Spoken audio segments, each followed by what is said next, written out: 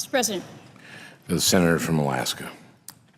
Mr. President, I have not taken an opportunity to speak to either the Disclose Act, which is currently before us, or the holding of Citizens United. And I haven't come to the floor to address that, but having said that, it does not mean that this has not been a discussion of great import in the state of Alaska. Alaskans are a pretty independent lot. I think like to know what is behind certain initiatives. Certainly, when it comes to the financing of campaigns, they want to know where and when and how and why, and that's appropriate. And our state legislature has enacted some campaign finance reforms that I think have been good, and have, as Alaskans, I think, looked very critically at the Citizens United decision and its impact on campaigns in this country. I have made no secret of the fact that I disagree with the holdings of the Citizens United decision. It makes it possible for individuals and business entities to make contributions in any amount at any time to independent efforts to elect candidates at the federal, the state, and the local levels. I think this decision not only overturned longstanding federal law, it also, to a certain extent, displaced state laws, including the laws in my own state of Alaska, which barred corporate participation in state elections. It gave birth to a new form of political entity. We all know it. We're all talking about it now, particularly with the presidential elections. This is the super PAC, a vehicle for large donors. And when we're talking about large donors, we're not just talking about donors that can put forth thousands of dollars. We're talking about donors that put forward multi-millions of dollars to donors.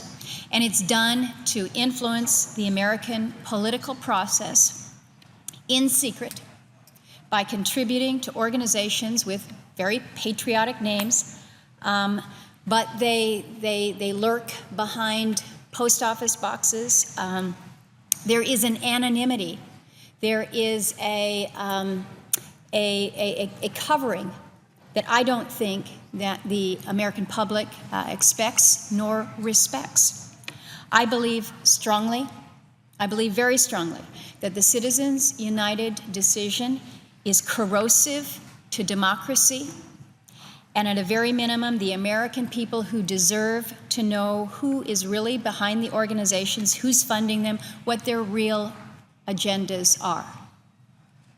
I think if you were to ask the average American out on the street, do you think it's reasonable that there be disclosure, full disclosure, of where the campaign dollars are coming from? I think the average American would say yes. I know that the average Alaskan is saying yes. And so when they see what this Supreme Court case has allowed, courts have determined that this is constitutional. I don't think anybody assumed that what it would lead to is an ability for an individual to give millions of dollars to influence an election and yet not be subject to a level of disclosure that is fair and that is balanced. Mr. President, I came to the floor very late last night. You were sitting in the chair. My colleague from New York was actually standing there speaking. I flew in from Alaska. I left at 7 o'clock in the morning, and my plane touched down at about 10:15 last night. And as I landed, I looked and I saw the lights of the Capitol on. I knew somebody was still home. And I drove home, and the flag that flies on the Senate side of the Capitol was still up, meaning that the Senate was still in session. So I decided to come to the floor and see what was going on, and to perhaps listen to a little bit of the debate. I was tired, Mr. President. I was tired from flying, but I was really tired that as a body, when we have an issue that is as important, as significant as whether it's campaign finance or whether it's the tax issues that we face, whether it's the sequestration issue that we will shortly be facing, that we're once again in a position where we're doing nothing but messaging. I am so tired of messaging.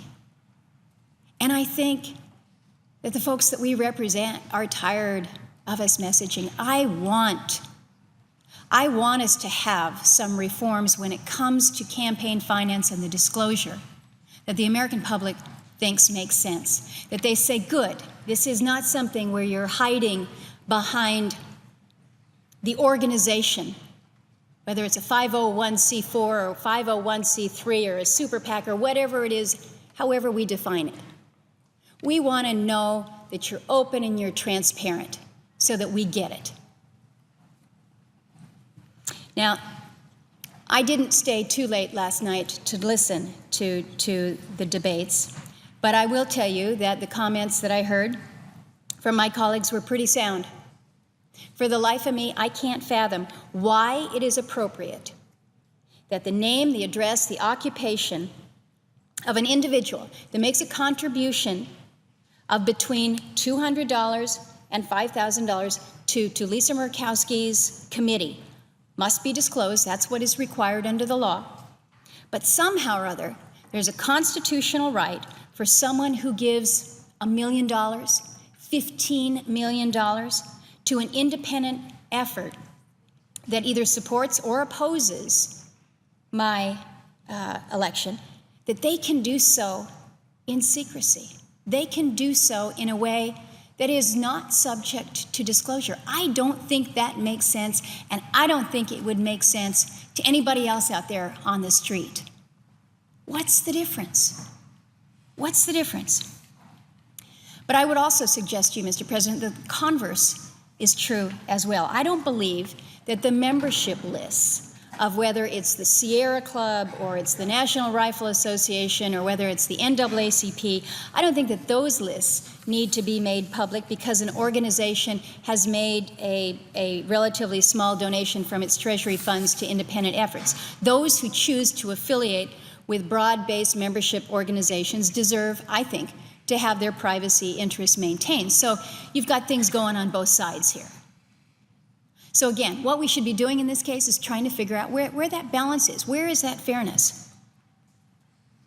And given that a $2,500 contribution to me as a candidate, the maximum that can be given to any candidate for any election, has to be disclosed, I don't understand why, with this bill that's before us, the Disclose Act 3.0, sets the bar for disclosure of a contribution to an independent effort at $10,000. That doesn't make sense to me either. So I guess where I am at this point in time, recognizing that in a matter of minutes here, we're going to have yet another vote on Disclose under reconsideration. I do think that all of these issues need to be addressed in a Disclose 4.0. Maybe we move to that next iteration, but that's not going to be happening here. Yesterday's vote was decisive. As I mentioned, I was flying all day. I was not here at 6 o'clock when that vote was taken, but that vote was pretty clear. There's no way that you can reconfigure things, even with the support of Lisa Murkowski, so that we could actually get to this bill and start making those changes. So we're sitting here at a point where we've got precious little time before us before we break for August and then come back. We've got the campaigns. We've got a lot on our plate. I think we recognize that. And saying that, I've already said I think that this is a critically important issue. But it is an issue that we will not resolve today. It is not possible to resolve today. So we should accept that fact. We need to move forward. We've got a lot to do. What I intend to do is to continue the work that I have begun months ago with colleagues on the other side of the aisle to work to resolve some of these issues, to work on a bipartisan basis on a bill that I hope that we can take up as a body. There are senators who want to work on this. I've met with them. We've talked about it. We continue to try to figure out that path forward. But that path forward has to be a bipartisan path. It has to be a bipartisan path. I hope that we can put some kind of a vehicle to hearings in the regular order, consider it on the floor with an open amendment process, the way that we can and should do things around here. That's what I strive to do. That's my commitment. I want to work with my colleague from Rhode Island. I want to work with my colleagues from Colorado and Oregon and New York, and my colleagues on the Republican side of the aisle. I think we all recognize that this is in the best interest of not only those of us here in the Senate, but for those we represent, that there's a level of transparency, openness, fairness, and balance when it comes to campaign finance. That's my commitment. With that, Mr. President, I know I have probably consumed more than my time, but I appreciate the opportunity to work seriously and genuinely with my colleagues on this issue. I yield the floor.